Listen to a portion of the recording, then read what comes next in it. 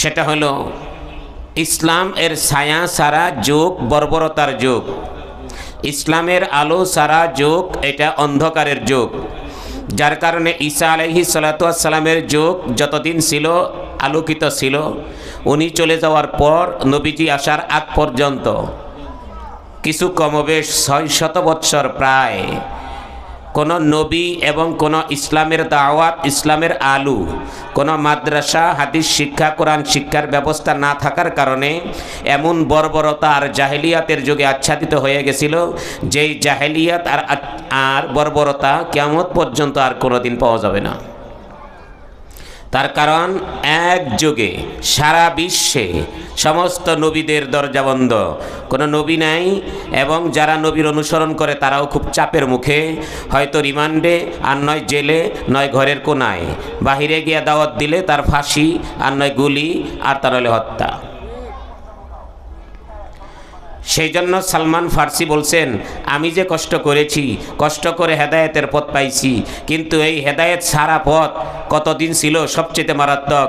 তিনি সেটা বলেছেন ঈসা আলাইহিস সালাম আর আমাদের নবী পর্যন্ত যেই যুগটা ছিল, ধর্ম না থাকার কারণে, ধর্মের কর্ম না থাকার কারণে, ধর্মের দাওয়াত প্রতিষ্ঠান না থাকার কারণে যুগটা এমন মারাত্মক হয়েছিল, তাদের মন করা পরস্পরে বুদ্ধি করেই বিধান বানাইতো।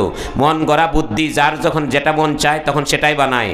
ক্ষমতার বলে বুদ্ধি পরিবর্তন হয়, টাকার বলে বুদ্ধি পরিবর্তন হয়, মানসিক এক একজনের গ্রুপ এবং দলের কারণে তাদের নিয়ম নীতি পরিবর্তন হয়।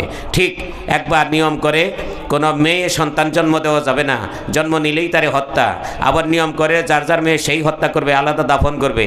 আবার নিয়ম করে আমরা মেয়েগুলোকে মূর্তির নামে উৎসর্গ করব।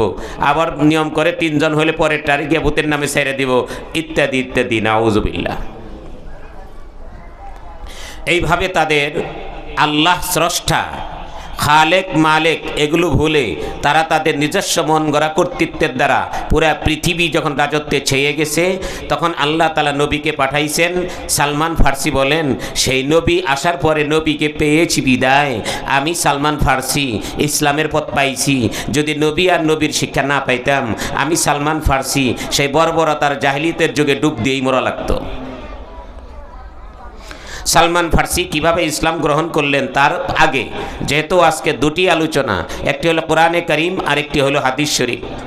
হাদিস শরীফের আলোকে বুখারী শরীফ প্রথম খণ্ডের শেষ অধ্যায়ের আলোচনাটা নিয়ে সালমান ফার্সির কিছু কথা শিক্ষণীয় বিষয়ে বলবো। এর পূর্বে আমি বলি, আল্লাহ তাবারাক ওয়া তাআলা আমাদের কাছে আসমানি বিধান প্রেরণের জন্য ওহী প্রেরণ করেছেন। আল্লাহ কোরআনে কারিমে বিভিন্ন জায়গায় তা বলেছেন। ইমাম বুখারী শুরুতেও সেই হাদিসটা আনছেন, ইন্না আওহাইনা ইলাইকা কামা আওহাইনা ইলা নূহ। আমি ওহী প্রেরণ করেছি আপনার কাছে, এর পূর্বে নূহের কাছে আমি ওহী প্রেরণ করেছি, এবং তার পরবর্তী অন্যান্য যত নবী আছে, ওয়ান নাবিয়্যিনা মিন বাদি, আমি নবীদের কাছে ওহী প্রেরণ করেছি। কারণ আমার পক্ষ থেকে কোনো বিধান যখন মানুষ পাবে, এই বিধান অনুযায়ী জীবন চালাইলে সে সঠিক পথে চলতে পারবে। আর যদি মন গড়া চালাইতে থাকে, এক একজন মানুষের চেহারা যেরকম একরকম, সব মানুষের চেহারা একরকম না, এক একজনেরটা এক এক রকম। যত পরিচিতই থাকুক, 1000 মানুষের সামনে নিজের বাপেকে দেখলে চিনতে পারবে, বাপে সন্তানকে দেখলে চিনতে পারবে। তাই বোঝা গেল এক এক মানুষের চেহারা এক এক রকম। আধুনিকতায় তো বের করছে এক এক মানুষের বৃদ্ধাঙ্গুলের টিপও এক এক রকম। তো মানুষ যেরকম এক একজন এক এক কালার, এক একজনের আওয়াজ এক এক রকম, ঠিক তেমনিভাবে এক একজনের চিন্তা ভাবনাও এক এক রকম। তাই যদি আমি মানুষকে বলে দেই, তোমরা তোমাদের সমস্ত মানুষগুলো একত্রিত হয়ে বৈঠক করবা, তোমরা যেটা পরামর্শ করবা ওই পরামর্শে যা সিদ্ধান্ত ওইটাই করবা, জিন্দিগিতেও দুনিয়ার সব মানুষ কোনো এক ব্যাপারে একমত হতে পারবে না। কথা কয় না? ভালো করে বোঝার চেষ্টা করেন।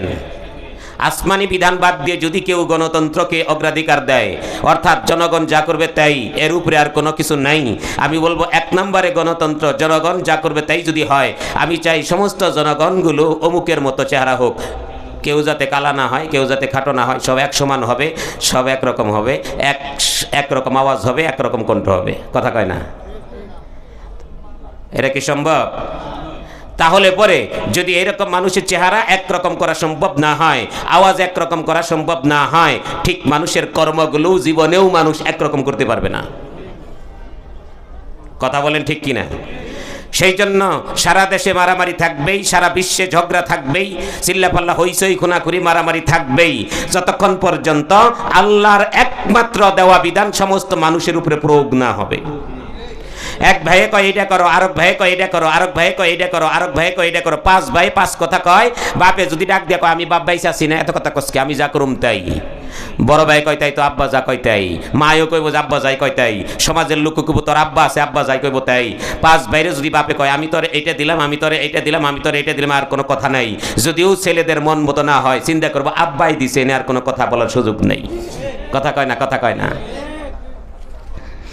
তো আমরা যেহেতু আল্লাহর গোলাম, নাহনু ইবাদুল্লাহ, আমরা যেহেতু আল্লাহর গোলাম, আল্লাহর বান্দাবান্দি, তাই মনে রাখতে হবে যদি আপনি খুন খারাপি বন্ধ করতে চান, যদি ফাসাদ ঝগড়াঝাটি বন্ধ করতে চান, যদি মতকে এক করতে চান, তাহলে পরে আমাদের সব মত বাদ দিয়া আমাদের স্রষ্টা, আমাদের মওলা, আমাদের মনিব মতে এক হতে হবে।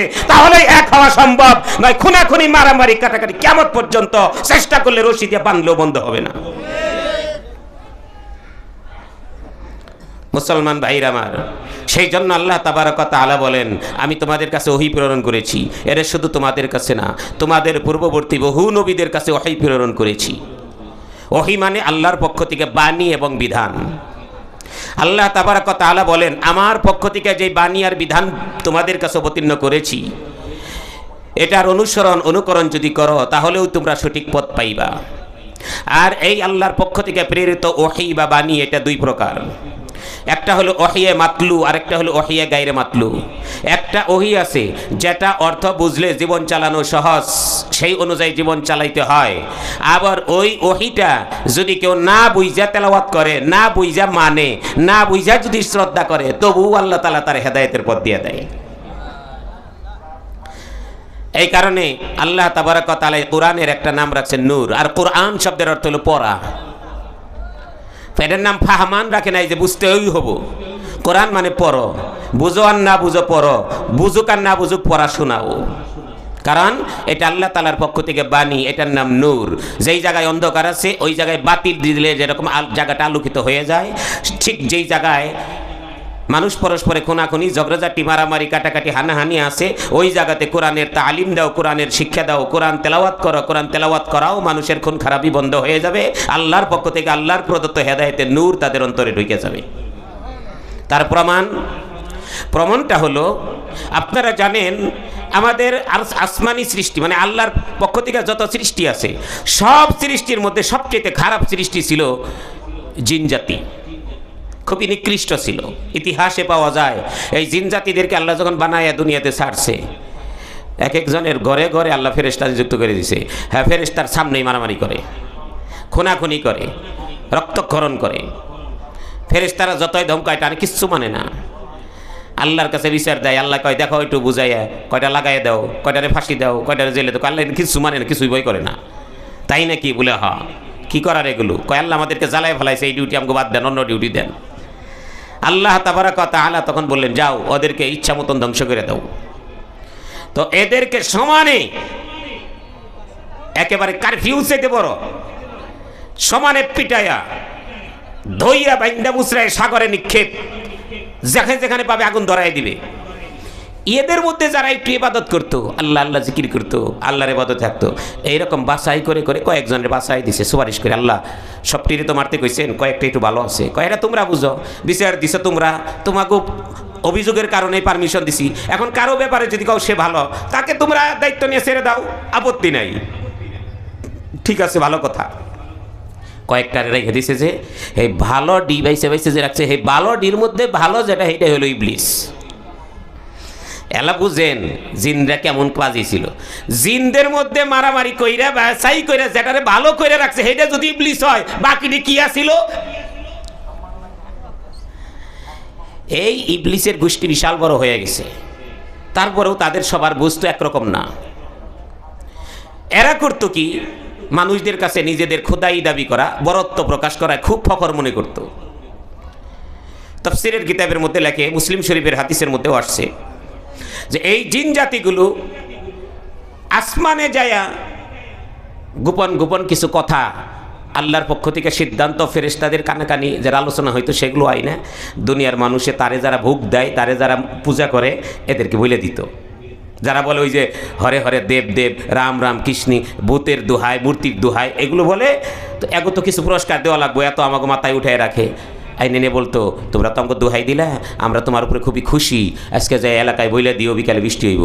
আসমানি ফেরেশতার কাছে শুনে আইছি, আমরা ফেরেশতার লগে সম্পর্ক আছে, অতপর আমি যা কমু তাই হইব, আজকে বৃষ্টি হবে। তো এরা ঈশা নিয়ে বলতো, এই জনগণ তোমাদেরকে আজকে ঘোষণা দিলাম আজকে বিকেলে বৃষ্টি হবে। বললো কেরা? বলে আমি বলছি, আমি যা বলবো তাই হবে।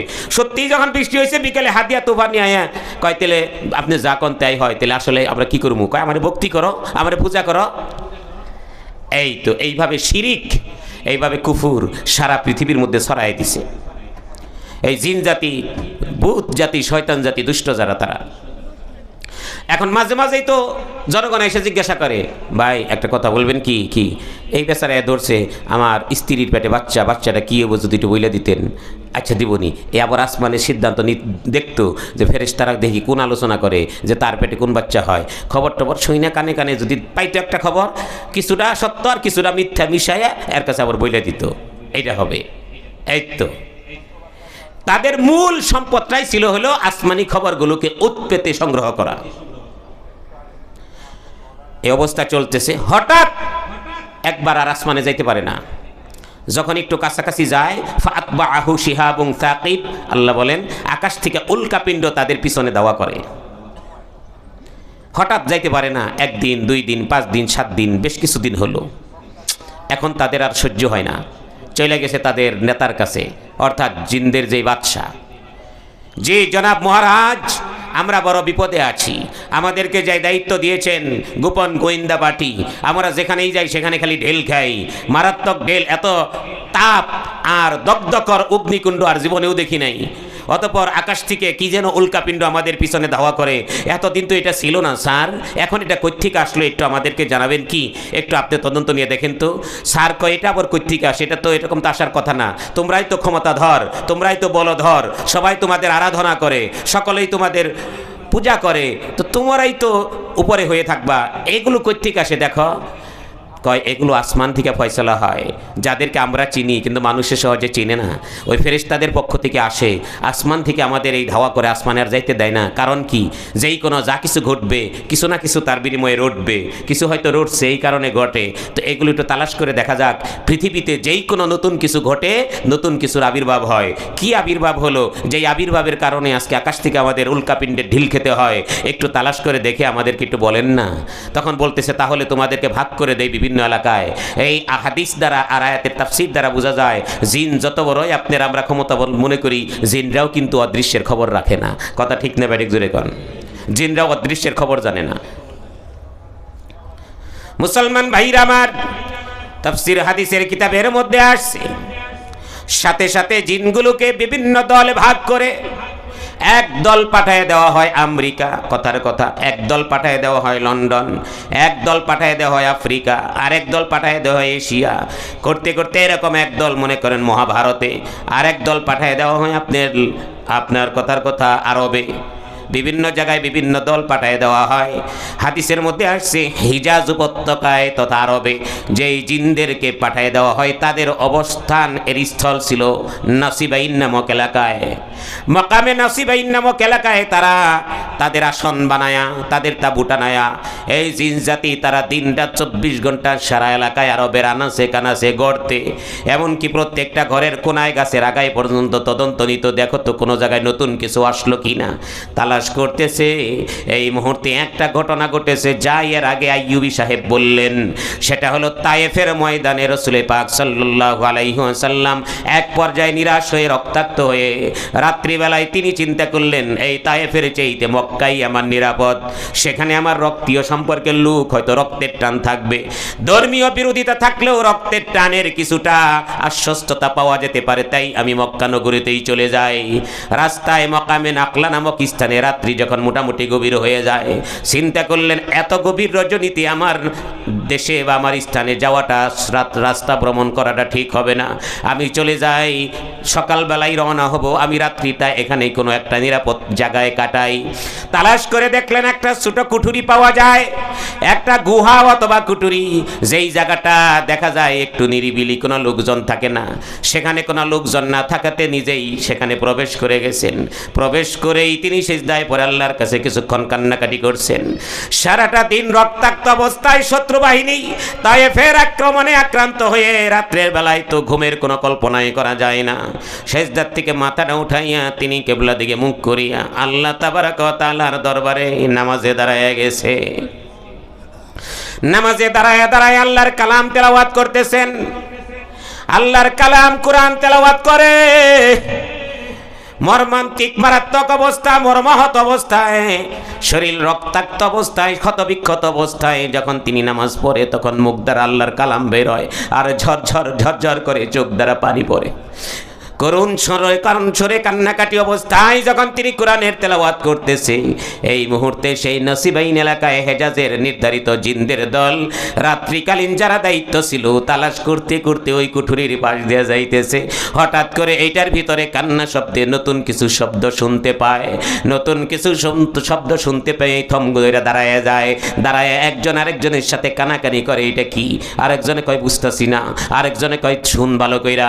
কিছুক্ষণ শোনার পরে বলেন আল্লাহর আসমানের স্রষ্টার কসম করে বলি, চন্দ্র সূর্যের স্রষ্টার কসম করে বলি, পৃথিবীতে আর কিছু না, এটাই বুঝি নতুন কিছু, এটাই বুঝি নতুন কিছু। একদিন তো দাঁড়ায়া বলেই ফেলেছে, সাথীরা তোমরা জানো না আমি কিন্তু ঈসা পয়গম্বরের জবানে আমি ইনজিল শুনেছি। সুবহানাল্লাহ। কান আমি এরকম বাণী শুনি নাই।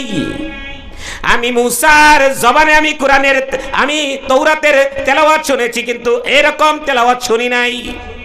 আমি জাবুরের তেলাওয়াতও শুনেছি, কিন্তু এরকম শুনি নাই। মুসলমান ভাইরা, যারা জবুর শুনছে তারা সেখানে উপস্থিত ওই জিনদের মধ্যে, যারা তাওরাত শুনছে উপস্থিত, যারা ইনজিল শুনছে তারা উপস্থিত। বিশুদ্ধ ঘটনার মধ্যে লেখে এক সাহাবীর ছেলে তাবেঈ সাহাল রহমাতুল্লাহি আলাইহি, সাহাল ইবনে আব্দুল্লাহ, তিনি নিজের কিতাবেতে লেখে, আমি একবার বাইতুল্লাহ শরীফে যখন তোয়াফ করতেছি, হঠাৎ করে আমার সম্মুখে খুব দ্রুত বেগে একজন আকর্ষণীয় চেহারাওয়ালা, আকর্ষণীয় পোশাকওয়ালা লোক দেখতে পাই। সেও তোয়াফ করতেছে মনোযোগ সহকারে। তার ইবাদত এবং তওয়াফ আমার কাছে অত্যন্ত পছন্দকর হলো, ফলে আমি তার পিছনে চলতে লাগলাম। তওয়াফ শেষ করে আমার দিকে তাকায় বলে, কি দেখে আশ্চর্য হয়েছে আমাকে দেখে? কি দেখে আশ্চর্য হয়েছে? আমার পোশাক দেখে। কয় সবই দেখে। কয় পোশাক বেশি আশ্চর্য লাগতেছে? বলে হ্যাঁ, এত চাকচিক্য, এত ডিজাইনের পোশাক কোনোদিন দেখি নাই। সে লোকটা বলতেছে, আমারে তুমি চিনবা না? বললে অবশ্যই জানবা। আমি এই পোশাক পরে আমি ঈসা আলাইহিস সালামের কাছে ইনজিলের কিতাব শুনছি। সুবহানাল্লাহ। কান সাহাবীর ছেলে তাবেঈন বলে যে সে আমারে বলতেছে আমি এই পোশাক পরে ঈসা আলাইহিস সালামের কাছে সাক্ষাৎ করছি, ইনজিল শুনছি, এটা পরেই আমি পাদ্রীদের কাছে তৌরাত পড়ছি, এটা পরেই আমি তোমাদের নবী রসুলের সাথে সাক্ষাৎ করছি, রসুলের কাছে কোরআন পড়ছি। তোমরা যেটা শুনেছ যে একদিন আল্লাহর রাসূল তায়েফের ময়দান থেকে আসার পথে কোরআন শরীফ পড়তেছিল, একদল জিন মুসলমান হয়ে গেছিল, যে জিনেরা তেলাওয়াত শুনছিল, আমিও এই দলের মধ্যেই ছিলাম। এই পোশাক পরে আমিও সেখানে ছিলাম। সুবহানাল্লাহ বলেন। সাহাল বলেন, আমি জিজ্ঞেস করলাম তাহলে তুমি কি আগে কি ছিলা? কয় আগে তো আমি মুসলমান কিছুই ছিলাম না, তবে আমি অনেক ধর্ম কিতাবগুলো জানতাম, কিন্তু আমাদের দিলের মধ্যে এত অ্যাকশন করে নাই। কিন্তু ইদানিং এই কোরআনের তেলাওয়াত যেদিন রসুলের পাকের জবানে আমরা সিআইটি গিরি গুপ্তচর হিসেবে কাজ করতে গিয়ে শুনলাম, মাত্র কয়েকটা আয়াত তোমাদের নবীর মুখে, কয়েকটা আয়াত মাত্র যখন এই তেলাওয়াতগুলো শুনতেছিলাম, তেলাওয়াতগুলো শুনতে শুনতে আমাদের সকলের চোখে পানি এসে গেছিল। আমরা সকলেই থরথর করে কাঁপতেছিলাম, কিংকর্তব্য বিমূঢ় হয়েছিলাম, এবং রসুলের অজান্তেই আমরা রসুলের ওই বাউন্ডারির বাহিরে থেকেই শুধু তেলাওয়াত শুনে শত শত জিন একসাথে মুসলমান হয়ে গেছি। সেই জন্য কিতাবে লেখে কোরআন তেলাওয়াতের অ্যাকশন কত, খালি অর্থ বুঝতে হবে এটা জরুরি না, এটা শুধু ওয়াজ নসিহতে বসতে হবে তা না। আপনার আমার সন্তানদেরকে কোরআন শরীফ শিখাইলে কিছু বুঝুক আর না বুঝুক, সন্তানদের ভিতরে আল্লাহর হেদায়েতের নূর ঢুকবে এবং যেই ঘরের থেকে এই কোরআনের হেদায়েতের নূর নিয়ে আসবে ওই ঘরকে আল্লাহ হেদায়েতওয়ালা বানায় দিবে। এই কারণে জিনেরা বলছিল, জিনেরা বলে আমরা নবীর কাছে কিছু কোরআন তেলাওয়াত শুনে আসলাম, যায়া বলে আর কি জিনদের কাছে এমন একটা নতুন কিছু যেগুলো শুনলাম কুরআনান, যেগুলো পাঠ করা হইতেছে, শুধুমাত্র তেলাওয়াতগুলো শুনলাম, আজাবা আমাদের কাছে আশ্চর্য লাগলো। অর্থাৎ এত আশ্চর্য গ্রন্থ ইতিপূর্বে কোনোদিন শুনি নাই। আশ্চর্য কালাম, আশ্চর্য বাণী, আশ্চর্য অ্যাকশন, সুবহানাল্লাহ, আশ্চর্য অ্যাকশন।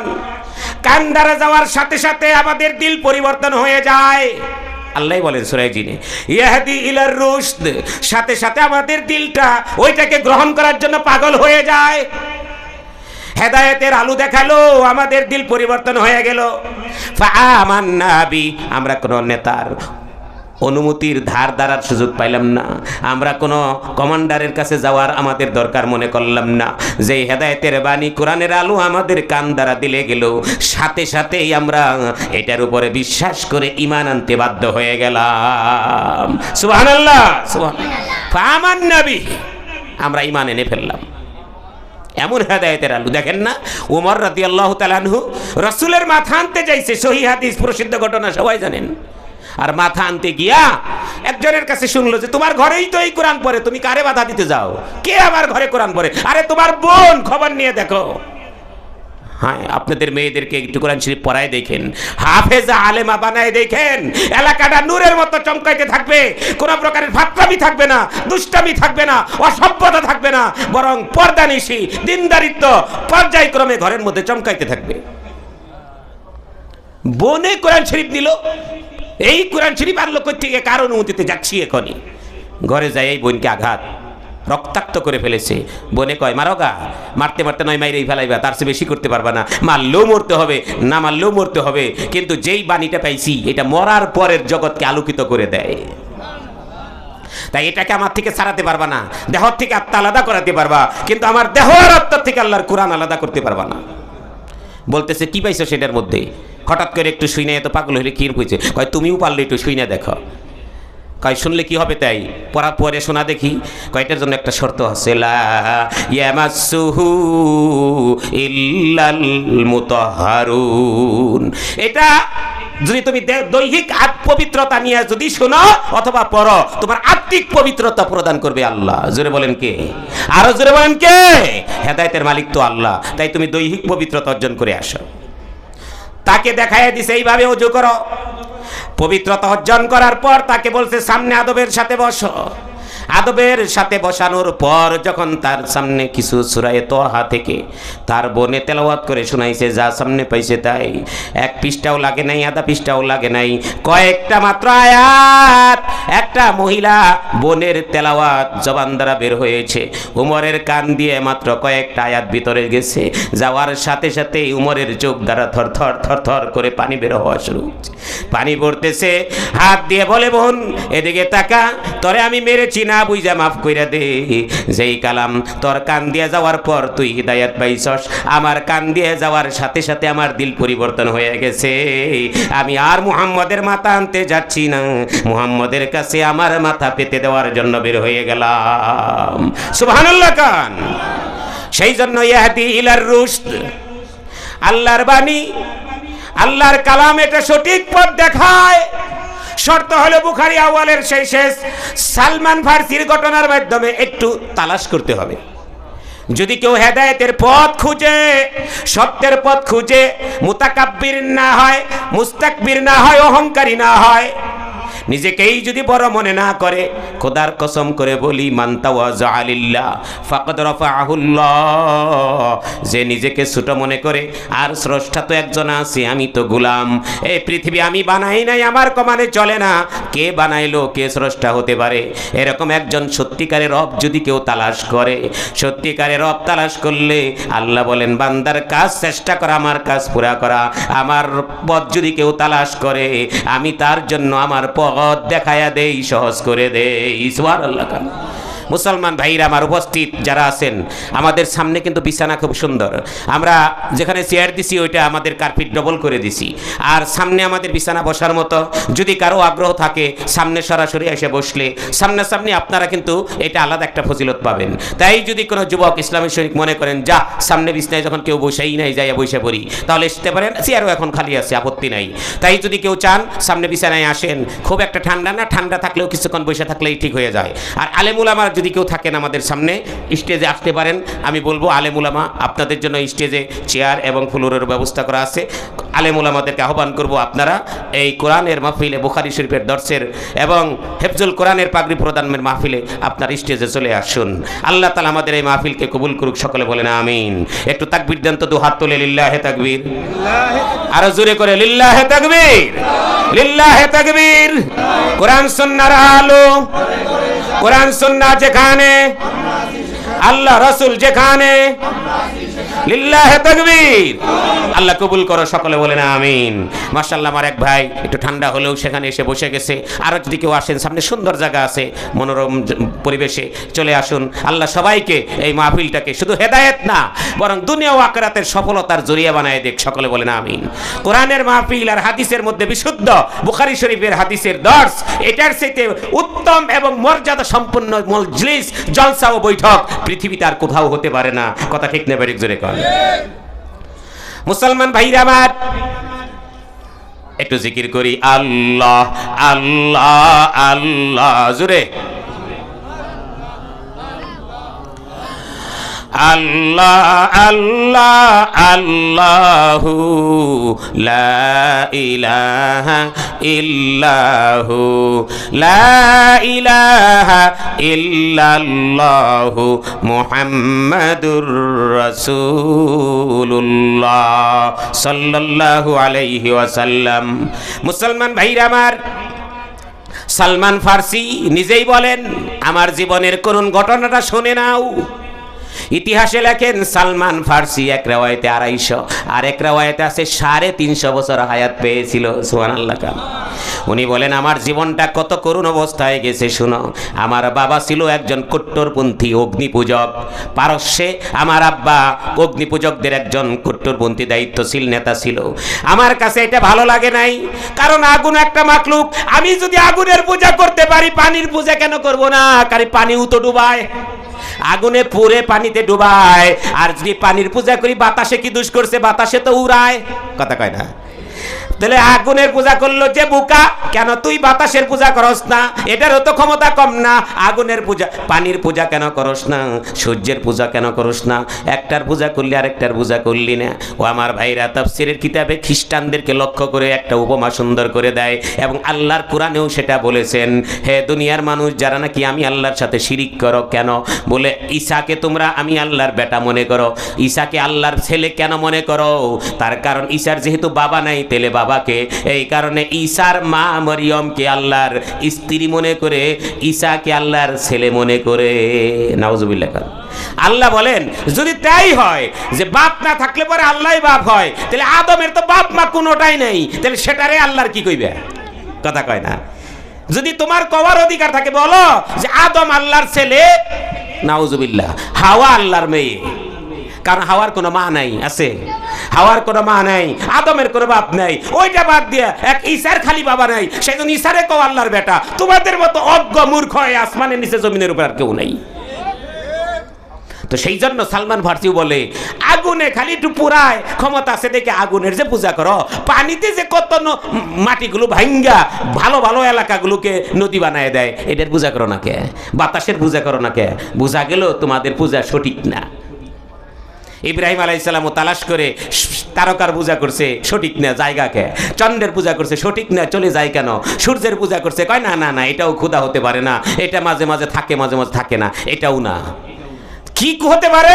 আল্লাহ তাবারক ওয়া তাআলা তালাশ করার পরে তার দিলের মধ্যে ঢাইলে দিছে, রব তো সেই যে নাকি খোদা, যে নাকি চন্দ্রেরও রব, যিনি তারকারও রব, সূর্যের রব, আসমান জমিন যেখানে সূর্য আলো দেয় থাকে সব কিছুরই রব। সুবহানাল্লাহ। এখন অগ্নি পূজক সালমান যুবক মানুষ, সে চিন্তা করলো সত্যিকারে তো আমাদের আব্বা যে পূজা করে এই পূজা মানা যায় না, কারণ এটা কোনো প্রকারের সত্যিকারের ক্ষুধার পূজা না। তাই সত্যিকারে ধর্মীয় গ্রন্থ অনুযায়ী জীবন চালাই কারা? তালাশ করে দেখলো যারা খ্রিস্টান, তখনও আমাদের নবীর কোনো সংবাদ আসে নাই, তাই তারা খ্রিস্টান পাদ্রীর কাছে গিয়া সে তার জীবনকে সুপে দিল। খ্রিস্টান পাদ্রী এক এক করে কয়েকটা পাদ্রী বদল হয়ে গেল। এবার সবচেয়ে যেই পাদ্রীর দরবারে গিয়ে তার ধর্মীয় কাজের প্রতি আকৃষ্টতা বেড়ে গেছে এবং সেই পাদ্রীকে তার বড় ধর্মগুরু বলে মনে হয়েছে। বেশ কিছুদিন তার কাছে থাকার পর সে যখন মারা যাবে, যায় বলতেছে, হে আমার মহারাজ, হে আমার ধর্মীয় গুরু, আপনি আমাকে যেই পথটা দেখাইছেন সেই পথে আমি ধর্মীয়ভাবে মওলাকে খুঁজছি, খোদাকে খুঁজছি। যতটুকু করতেছি এটাই যথেষ্ট নাকি আমার আরো কোনো পথ আছে? আপনি মারা যাওয়ার পরে কোন গুরুর কাছে যাব, কোন খোদার কাছে যাব, একটু পথটা দেখায় দেন।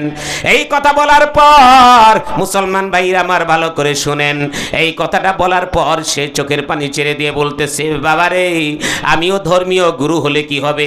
আমি আসমানি কিতাব যা পড়েছি, ইনজিল তৌরাত যা পড়েছি, প্রত্যেকটার মধ্যেই কাছাকাছি সময় এসে গেছে এমন একজন ব্যক্তির সন্ধান পাইছি, যেই ব্যক্তির নাম হবে আসমানে আহমদ, জমিনে হবে মুহাম্মদ। তার বাপের নাম আব্দুল্লাহ, মায়ের নাম আমেনা, আরবে আসবে, মক্কা থেকে হিজরত করে মদিনাতেই আসবে। সেই হবে সত্য নবী, সেই হবে সত্য গ্রন্থওয়ালা, কিয়ামত পর্যন্ত তার ধর্ম চলবে। যদি তাকে পাও তুমি তার ধর্ম গ্রহণ করলেই সঠিক পথের প্রতীক হয়ে জান্নাতে যাইবা। আরো জোরে কোন সুবহানাল্লাহ। সালমান ফার্সি বলেন, তার এই হৃদয় বিদারক আখেরি কথা এটা শোনার পর আমি আর কাল বিলম্ব না করে আমি তার তালাশ করতে লাগলাম, কোথায় আরব দেশ কিভাবে যাব আমি তো চিনি না, আমি তো জানি না। সেই জন্য আমি যেই কাজ মনিবের কাছেই যাই, আমার মনিবের কাছে আমি এই কথাটাও জিজ্ঞেস করছিলাম, সে যে মুহাম্মদ আমি তাকে চিনবো কেমনে? শুধু নাম জানলাম, ঠিকানা জানলাম, আরো কোনো আলামত আছে কিনা? তখন সেই পাদ্রী তাকে 3টা আলামত বলে দিয়েছিল। জোরে বলেন কয়টা? আরো জোরে বলেন কয়টা? 3টা আলামত বলে দিয়েছিলেন। একটা আলামত হইল সে নবী কোনোদিন সৎকার মাল খায় না, হাদিয়া দিলে গ্রহণ করে। সুবহানাল্লাহ গান। সৎকার মাল গরিবদের জন্য আসলেই গরিবদেরকে দিয়ে দেয় বা গরিবদেরকে দিয়ে দিতে বলে, আর যদি কোনো হাদিয়ার মাল থাকে সেটা নিজে খায়, অন্যদেরকে ভাগ করে দেয়। মারহাবা গান। আর একটা হলো তার পিছনে দেখবা একটা মোহরে নবুয়ত, তৌরাত ইনজিল কিতাবে আছে, তার পিছনে কবুতরের ডিমের মতো প্রায় আকৃতি একটা মোহরে নবুয়ত থাকবে, যেই মোহরে নবুয়ত দেখে বুঝবা উনি হলো খাতামুন নবিয়্যিন, আখেরি নবী। সালমান ফার্সি 3টা মুখস্থ রাখছে, পাশাপাশি আরবের কথাও মুখস্থ রাখছে। রাস্তা দিয়ে খুঁজে আমি আরব কোন দিকে যাব, পাশাপাশি সে আবার যাকে পায় তারই একটু গোলাম হয়ে তার কিছু কাজকর্ম করে, খেদমত করে আর ধর্মীয় কাজ করে। খুঁজতে খুঁজতে হঠাৎ করে একদিন রাস্তায় যখন যাচ্ছে, একদল লোকদেরকে জিজ্ঞাসা করে, ভাই আপনারা কোন দেশের লোক? বলে আমরা আরবের লোক। সে ফট করে বলে ফেলেছে, আমি তো আরবের লোকই খুঁজতেছি, আপনাদেরকে পাইছি, ভালো হয়েছে। আমাদের স্রষ্টা মনে হয় আপনাদেরকে আমার জরুরতের জন্যই পাঠাইছে, সেই জন্য আপনারা আমাকে সাথে যদি একটু আরবে নিয়ে যেতেন ভালো হইতো। আচ্ছা চলো যাই, অসুবিধা নাই। যাইতেছে, হঠাৎ করে একটা বাজারের পাশে, মনে করেন আপনার বলিভদ্র বাজারের পাশে, এই জায়গাতে একবার অবস্থান করতেছে, আমরা বাজারঘাট করে কিছু খায়া লই। বাজারের থেকে কর্মচারীরা এসে বলতেছে, এই বাজারে দেখা যায় গোলামের অনেক দাম, অনেক লক্ষ লক্ষ টাকা দামে গোলাম বিক্রি হয়, ক্রয় বিক্রয় হচ্ছে, সেই জন্য যদি আমরা বিদেশ থেকে কিছু গোলাম নিয়ে আসতাম ভালো হইতো।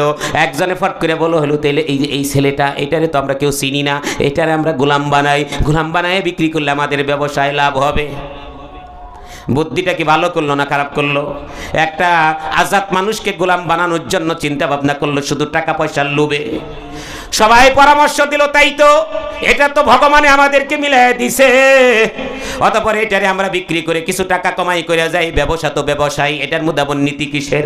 নাউজুবিল্লাহ বলেন। হে মুসলমান ভাইরা আমার, আল্লাহ রাসূল বলেন, হে ব্যবসায়ী ভাইয়েরা, তোমরা তোমাদের নীতি ঠিক করবা, হালাল পন্থায় ব্যবসা বাণিজ্য করবা, প্রতিদিন কিছু কিছু দান খয়রাত করবা, কারণ ব্যবসা করতে গেলে সত্য কথা বললেও কিছু কম বেশ হয়ে যায়, কথা কয় না, সত্য কথা বললেও কিছু কম বেশ হয়ে যায়, সেই জন্য কিছু দান খয়রাত করবা, তাহলে আল্লাহর আযাব আসবে না। যেই গুনাহটা হালকা পাতলা হয়েছিল, যদি ইচ্ছা করে কারে না ঠকাও, তাহলে অনিচ্ছার গুনাহগুলো আল্লাহ দানের দ্বারা মাফ করে দেয়। সুবহানাল্লাহ। এ মুসলমান ভাইরা আমার, তো এই বণিকের দলগুলো তারা এই গোলাম সালমান ফার্সিকে গোলাম বানায় বাজারে বেশ দরে বিক্রি করলো। বিক্রি করার পর তারা বড় খুশিতে টাকা পয়সা ভাগ করে নিল। এই গোলামটাকে যে ক্রয় করে নিল, ক্রয় করে নেওয়ার পরে পরের বাজারে গিয়ে সেও আবার বেশি দারে তারে বিক্রি করলো। কিছুদিন পর সেও আবার বিক্রি হলো।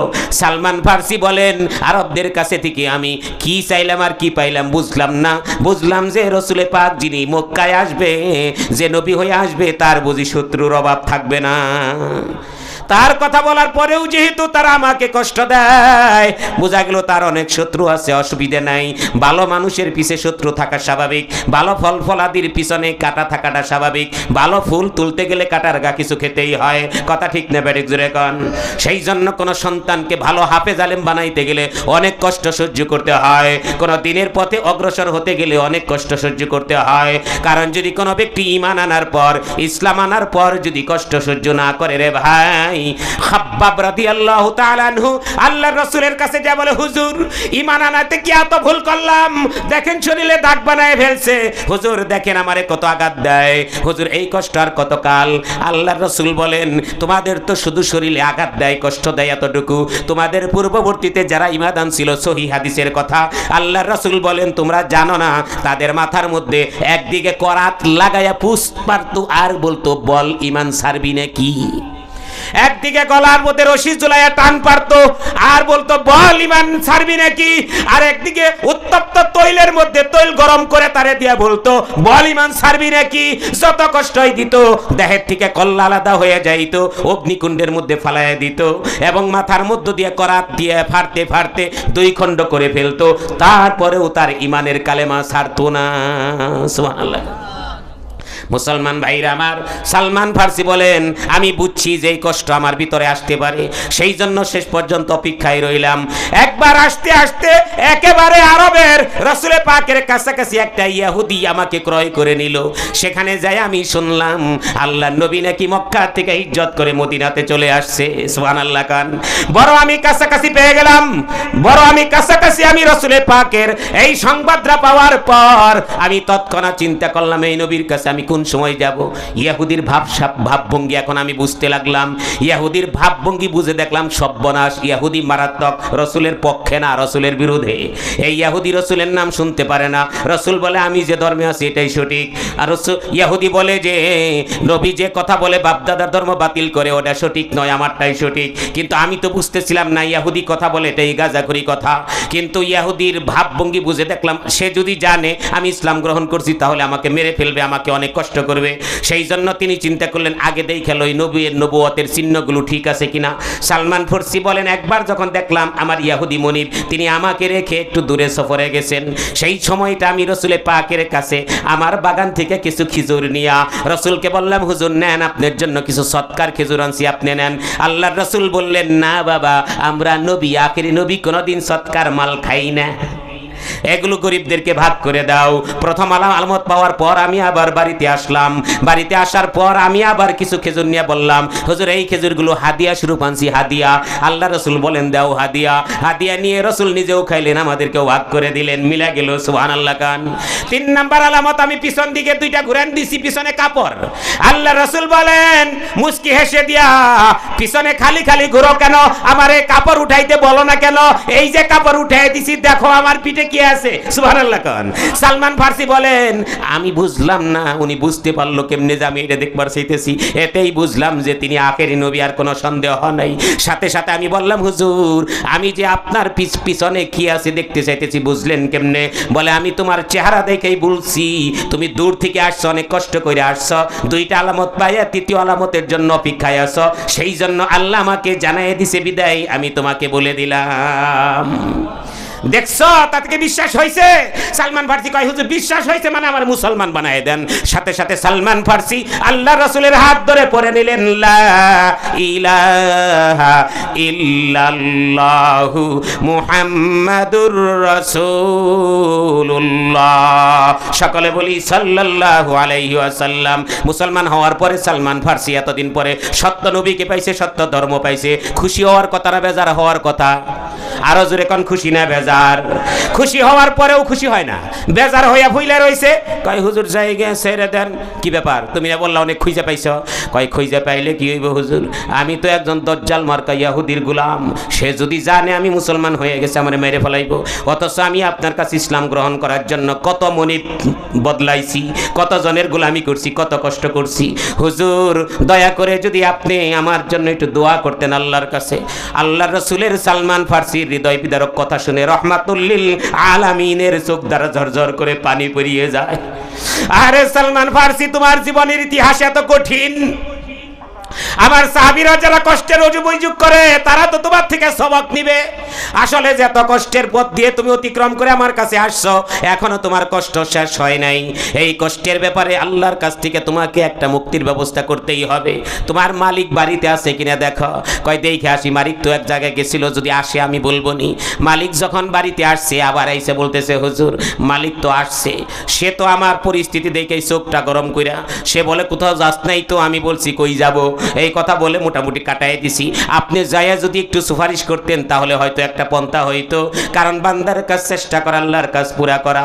সালমান ফার্সির হৃদয় বিদারক কথা শুনে আল্লাহ রাসূল সহ্য করতে না পেরে তিনি তেনার সাথী সাহাবায়ে কেরামদেরকে নিয়ে সর্বপ্রথম ওই ইহুদি নেতার কাছে যায় বলতেছে, ভাইজান আপনার একটা গোলাম আছে না সালমান ফার্সি? বলে হ্যাঁ, এই গোলামটারে আজাদ কইরা দেন। ইহুদি কয় মানে কি করছে তাই আজাদ করে দেওয়া লাগবো? কে আজাদ করে দিবার সুপারিশ করলাম? জীবনেও না। কয় তাহলে বিক্রি করেন? কয় বিক্রিও করবো না। কেন বিক্রি করবে না? দাম কত চান তাই কন। নিয়ম হলো কেউ যদি কোনো গোলামকে আজাদ করতে কয়, না পারলে বিক্রি করতে হবে। কম দামে রাজি না হলে বেশি দামে হলেও বিক্রি করতে হবে, কারণ এই অধিকার যদি তার থাকে, ক্ষমতা যদি তার থাকে। তাই কত দাম চাও তাই কও। ইহুদি চিন্তা করে এমন দাম চামু যাতে করে আদমুন ঘিও না জুটে, রাধাও যাতে না নাচে, 12টা বাজায় দেই। সেই জন্য শর্ত একটা দিল, হ্যাঁ ঠিক আছে ওরে আজাদ করতে পারি, শর্ত হলো দুইটা। কি? 1 নম্বর শর্ত হলো 40 উকিয়া স্বর্ণ মুদ্রা আমারে দিতে হবে। 40 উকিয়া বর্তমানে মনে করেন 40,000 কোটি টাকার কম না। 40 উকিয়া স্বর্ণ মুদ্রা দিতে হবে। আর 2 নম্বরে হলো আমি খেজুরের কিছু চারা ভিজাইছি, তাতে মোটামুটি 300 খেজুরের চারা আমার লাগাইতে হবে। যেহেতু এ অনেক কর্মঠ আমানতদার, এইরকম গোলাম আর পাবো না, তাই ওকে দিয়ে আমি এই 40টা খেজুরের চারা লাগাবো। লাগানোর পরে পরিচর্যা করবে, পরিচর্যা করার পরে তারপরে এটাকে সুন্দর করে যখন খেজুর বড় হবে ধরবে, তারপরে মুক্তি, তার আগে না। সালমান ফার্সিকে দেখছেন, কইছিলাম না এটা থেকে মুক্তি পাওয়া যাবে না। আল্লাহ রাসূল বলেন আমরা আসছি, চেষ্টা করি, আমাদের কাজ চেষ্টা করা, আল্লাহর কাজ পুরা করা। যদি মাদ্রাসায় একটা ছেলে দেওয়ার পরে কয়দিন পড়লো না আর একটু জ্ঞান আইলো, পেট ব্যথার মাথা দেখে যদি কয় না এই আমার সোনার ছেলেটারে এখানে এইভাবে দেওয়া যাবে না, রাখা যাবে না, কষ্ট হয় নিয়ে যায়, তাইলে আর হাফেজ আর আলেমের স্বপ্ন দেখা যাবে না। কথা ঠিক না বেঠিক জুড়ে কন। যারা আজকে 12 বছর 14 বছর পরে দাওরা হাদিস ফারেক হতে যাচ্ছে, কতটা কষ্ট করছে। আমি শেষ ক্লাসে জিজ্ঞেস করছিলাম তোমাদের জীবনে কারো কোনো কষ্ট আছে না? 2-1 জনে কই এই পারে না, কান্দে কান্দে কয় আমারও কিরকম কিছু কষ্টের কথা আছে। কষ্টের কথা আছে মানে কি? তারে পড়াইতে চাই, হ্যাঁ পড়তে চায় না, এটা একটা কষ্ট না? হ্যাঁ পড়তে চায়, তারে পড়াইতে চায় না, এটা একটা কষ্ট না? অনেক ধরনের কষ্ট তাদের জীবনে ত্যাগ স্বীকার করতে হয়। সেই জন্য ভাই, যদি আপনার কোনো সন্তানকে হাফেজ আলেম বানাতে চান, ইমাম মুসলিম রাহমাতুল্লাহ আলাইহি বলেন লা ইয়ানালুল ইলমু বিরাহাতিল জিসম। যদি কেউ আরাম পিপাসা হইয়া, আজকে আমাদের মাঝে মাঝে আমি খুব আশ্চর্য করি, না বলে পারতেছি না, আমাদের বিল্ডিংয়ের বাড়িওয়ালা জনাব আব্দুর রশিদ মন্ডল সাহেব, ওনার 2টা ছেলে হাফেজি পড়ে, একটা ছেলে মনে হয় হাফেজি কমপ্লিট হয়েছে, আরেকটা ছেলে হাফেজি পড়তেছে। এই যে জায়গায় বসে, মাঝে মাঝে ঠান্ডা, বিছনাও থাকে না, অমনি উড়ে বসে। কোনো সময় গার্জেন একটু কয়ও না যে হুজুর ঠান্ডার মধ্যে বসতেছি, আমি মাঝে মাঝে তাকাই থাকি। উল্টে আরো যায় না, মাঝে দাঁড়ায় থাকলে হুজুর গেলে কয় এই হুজুরে দাঁড়াইতে দাও, হুজুরে দাঁড়াইতে দাও। সুবহানাল্লাহ কবেন না? দোয়া করি আল্লাহর কাছে, আল্লাহ তুমি এরকম লোক যারা নিজেদের বড় হওয়া সত্ত্বেও বড় মনে করে না, সন্তানদেরকে ইলমে দ্বীন শিক্ষা করার জন্য বাচ্চা শাহজাহান আলমগীরের মতো করে। শাহজাহান আলমগীর মানে কি? বাদশা হয়েছে তো তার এক ছেলেরে আলেমের কাছে পড়তে দিছে, শিখতে দিছে, আর বলছে রে ভালো করে আলেম বানাই দিবেন, আমলদার আলেম, তরবিয়তওয়ালা। তো একদিন পরীক্ষা করার জন্য গেছে এমনভাবে যে তখন উস্তাদে অজু করতেছিল, অজুর সময় বলতেছে যে পানিটা ঢেলে দাও ভালো করে।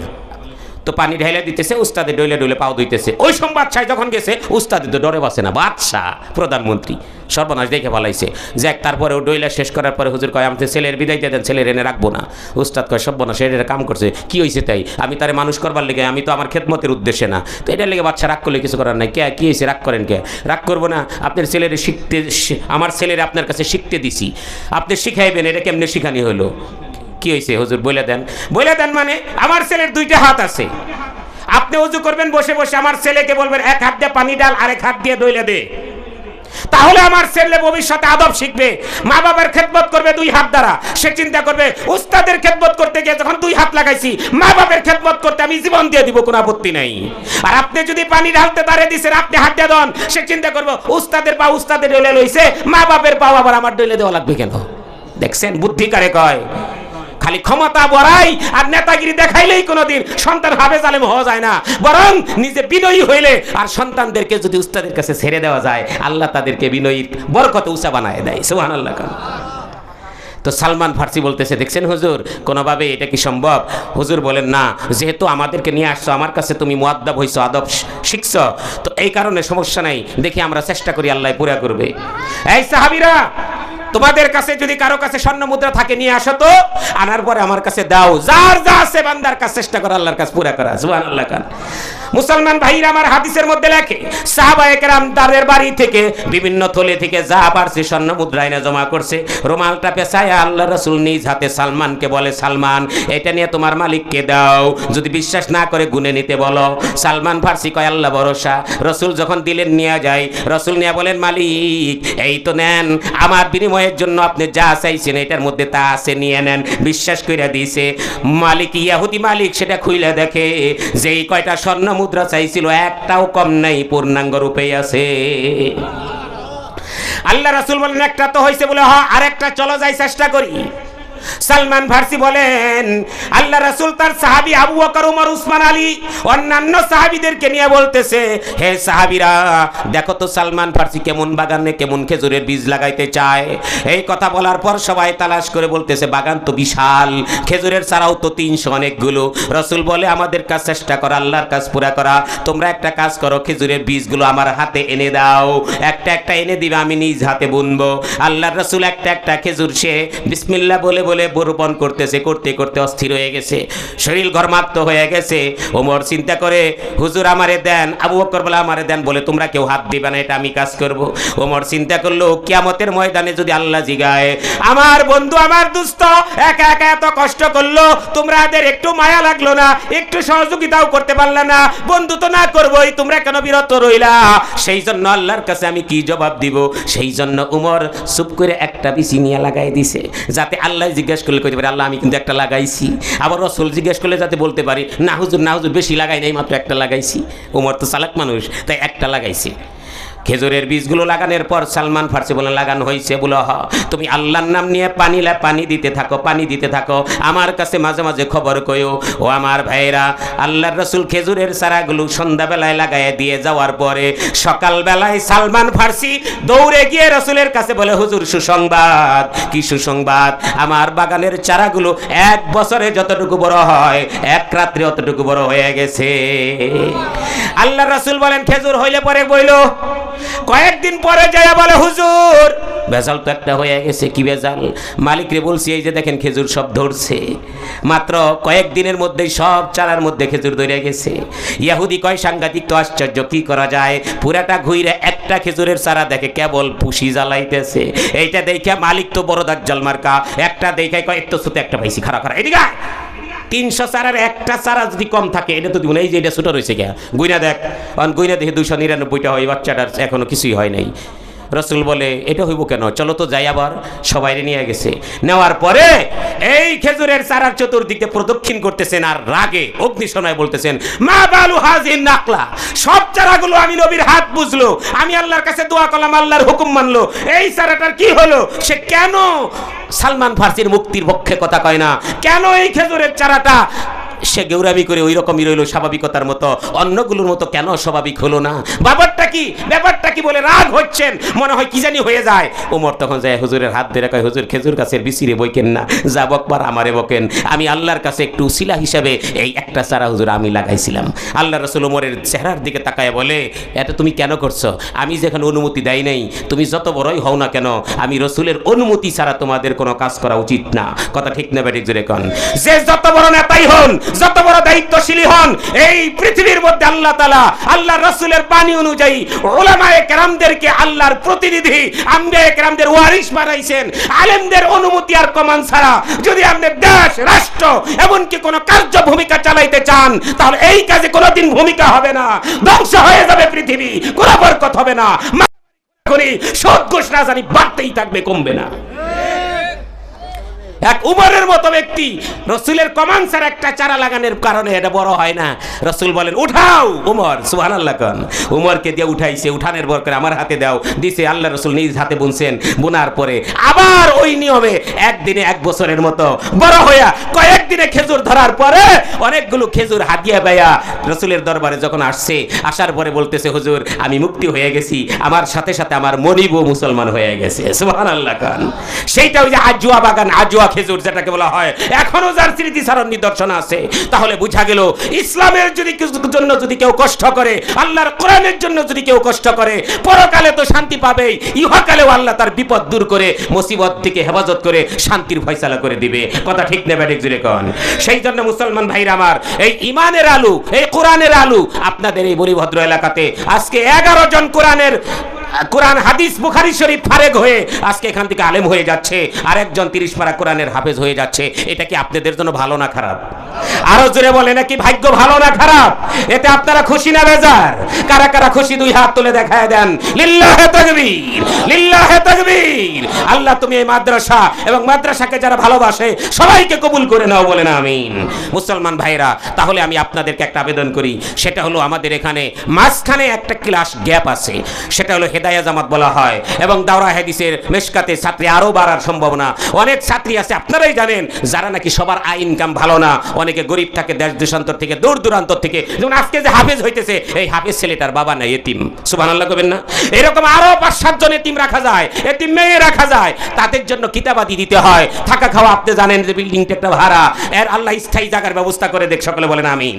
আল্লাহ তাবারক ওয়া তাআলা এই কোরআন হাদিসের আলেমা এবং হাফেজ যেখান থেকে তৈরি হবে, সেই জায়গার জন্য 10 মিলে করি কাজ, হারিজিতি নাহিলাজ, কিছু কিতাব কেনার জন্য এই মাহফিলের খরচাদি সহ আপনার গরিব ছাত্রদের সহযোগিতায় লাগে, সবকিছু মিলিয়া যদি আপনাদের কেউ এখানে থাকেন, তাহলে আমি আপনাদেরকে বলবো, যেই বাগানে আজকে 30 পারা কোরআনের একটা হাফেজ, এতিম একটা ছেলে হাফেজ হতে যাচ্ছে, 30 পারা কোরআনের বরকতে একটা মর্দে মুজাহিদ যদি পারেন যে আমি এখানে 30,000 টাকা দিব, যাতে 30 পারা কোরআনের ফজিলত আপনার বংশে আল্লাহ দেয়, এই 30 পারা কোরআনের হাফেজ হওয়ার বরকতে 30,000 টাকা 30 পারা কোরআনের মাদ্রাসায় যদি দেন, তাহলে পরে আপনার একটা সন্তানকে আল্লাহ এই উসিলায় 30 পারা কোরআনের হাফেজ বানাই দিবে, সুবহানাল্লাহ খান।